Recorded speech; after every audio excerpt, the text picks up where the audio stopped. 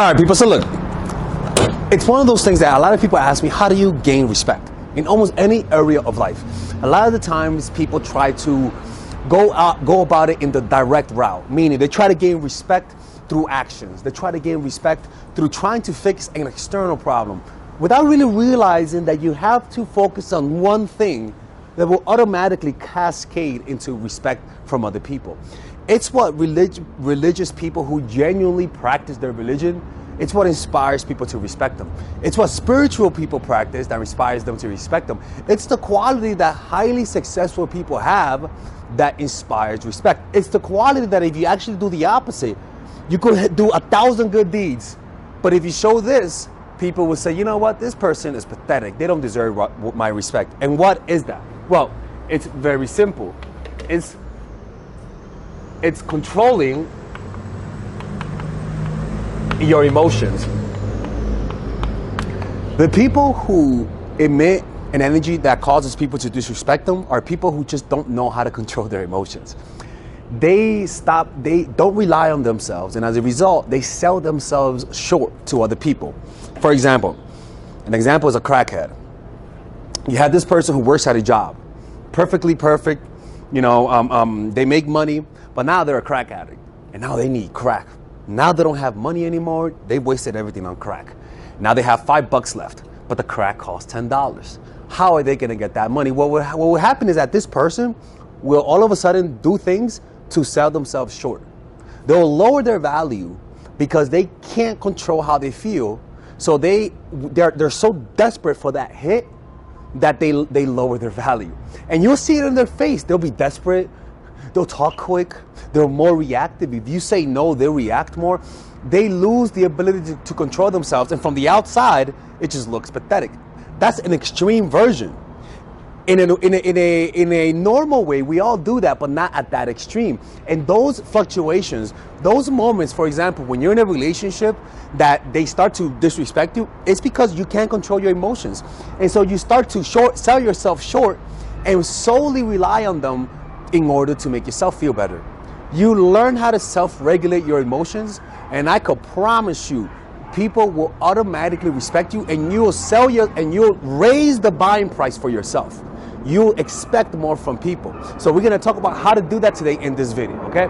So the first thing is self-regulating your emotions is pretty much self-sustaining, right? It's a self-sustaining where you depend on other people, but you're able to walk away because you know how to sustain your self-esteem. You don't require validation to make you feel better, right? So let's talk about what happens when you don't do this. Well, first of all, if you can't control your emotions, you will emit incongruent energy, meaning you're such in an anxiety state, and you gotta understand, a lot of people feel anxiety, their brains just doesn't process it. Their ego and their self-image doesn't let them see that they're really anxious. But because you're trying to hide your anxiety, for example, a guy that feels insecure, right? And they want to win a woman's validation and they're desperate for it, he'll come into a date really nervous because they're really, when someone's doing something wrong and they kind of like look back, like when you're doing something wrong, a lot of times you actually become more self-conscious and you start looking around. Like when people when they shoplift, and they don't want to get caught, they'll give up signs that they're shoplifting by their looking around, as opposed to just being congruent and shopping for stuff, right? This is a type of incongruence where you're like, something's off about this person. Where you'll come across as too cocky, you'll come across as too show-offy, you'll come across as creepy, you'll come across as awkward. And that's usually because you're not in control of your emotions, and so you're trying to control it externally. And it doesn't work that way, right? So your nonverbal cues will cause people then to test you. They're emanating something incongruent in you. And humans unconsciously, when they sense weakness, and I'll be honest with you, incongruency is weakness.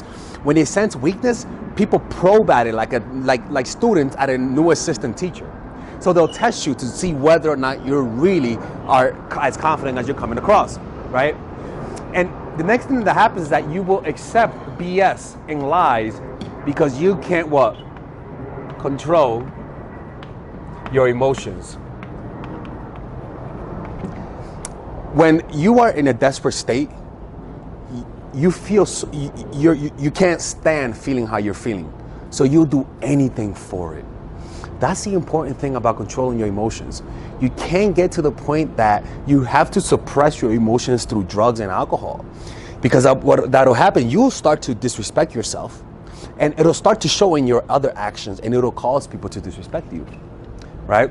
And you will also go back to toxic people, right? Because it's like let's go over here. It's like during COVID, right? A lot of people went back to toxic exes, and the only reason why they went back to their toxic ex is because they couldn't handle the loneliness, which is kind of similar. You don't know how to control your emotions. You feel so lonely that you're willing to break your promise and you go back to them. It's like somebody who is trying to quit weed, where you promise to quit, but because the feeling is so intense of quitting that you go back, right? If weed was a person, weed would be like, oh, you want to go back to me? Okay. Ha, look at you thinking you were strong, bitch ass nigga. Come back. Like that type, and you're like, yes, sir. Come on, man. You can't do that, right? So when you learn to control your emotions, and I'm going to show you how to do it, you're able to achieve your goals faster. Why? Because you have perspective. When you can't control your emotions, you develop blind spots a lot, right? When you're able to control your emotions and think logically, you're able to think further. The aperture of your vision expands. As opposed to the scope of your vision narrowing, it expands to the contours of life itself. That's why a lot of people who have ADHD, or even people who are very left-brained, they're able to achieve their goals faster because they think more logically. Whereas opposed to artists, we can't, because we think more emotionally. And the next thing is that your decision-making increases, right? And so if you control your emotions, you're able to say no to crack. It's like the friend who's broke all the time and they wonder why, but they always smoke weed. Right? Like, man, I'm always broke. You're like, motherfuckers, because you smoke a lot. Well, they don't notice that. They don't notice how their emotions, how their lack of control over their emotions is really dictating their decision. They want to achieve their goals, but they prioritize fun and diversion because they can't self-regulate. When you're able to be at peace and bring yourself down to a simmering point where you're able to think logically, your decision making increases. And when it comes to achieving your goals, it's all about your decision making, right? Your demeanor increases.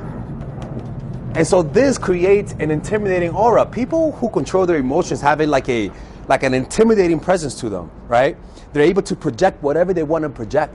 But when you can't control your emotions, you'll try to come across confident, but it'll look creepy, right? And so as a guy, and even for women, it'll look really attractive. The next thing is that your movements become slower. And it comes across as though as though you're someone of power, as though you're someone who deserves and merits respect. When you're twitchy, it's because you're not aware of the emotions that are causing those twitches. You gotta understand, intense emotions causes involuntary movement of the body. Maybe not involuntary, but twitchiness, like a desire, like an itch to scratch. When the emotions are at a simmering point, they affect your face. So you may feel anxious, but not enough for you to notice it, but it'll come across in the face. And the more anxious you feel, the more those emotions incorporate bigger muscle groups to the point where you almost shake out of anxiety. But at a simmering point, by you controlling your emotions, you learn to not move so much, and so you move much slower. Your thinking is slower, meaning you make decisions in a slower but more precise way, which comes across as more attractive. The next thing is that you emanate masculine energy. So even at your job, you come up, because at work, unfortunately, masculine energy is what thrives. All right, for all the feminists out there, masculine energy is what thrives at work. And actually, people will want to work with you and will see you as more competent as a result of it, right? You don't act out of fear. So your goals, you set higher goals. Your goals are high. You're not afraid of failing because you know how to go from this emotion to this emotion. You're able to take heartbreak. And so you don't avoid relationships. By controlling your emotions, you pretty much take control over your whole life. And above all, people gravitate to you more because you emanate an ecosystem of positive emotions. By you emanating and having an ecosystem of positive emotions, you pretty much become like a very nice person. Like people just sense a niceness emanating from you, right? Now, how do you do that? How do you, let's go over here. How do you control your emotions, okay? Well, let's talk about this. The way that you do that is you literally practice meditation. People don't understand that your emotions require attention, not distractions. And so, but not just any type of attention. It's a non-judgmental attention. How do you do that? Well, when you see emotion, you naturally repel from it. You gravitate towards the good emotions and you run away from those positive emotions. And that keeps you in that cycle. The way to overcome, or better yet, soften those emotions to turn into peace, because every emotion is a variation of different emotions.